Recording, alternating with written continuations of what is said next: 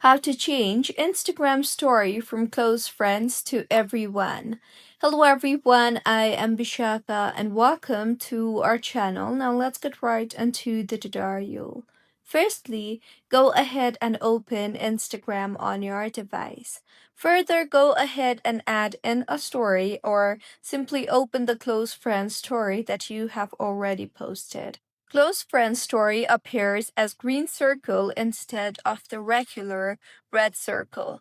So once you have opened your close friends story, tap on the close friends list on the top right of your screen and further go ahead and select all your friends as your close friend in order to add your story from close friends to everyone. However, if you have a lot of followers, then this process might be quite a hassle. So the next fix for this issue is simply tap on the More option on the bottom right of your screen and then tap on the Save option and then tap on the Save Story option.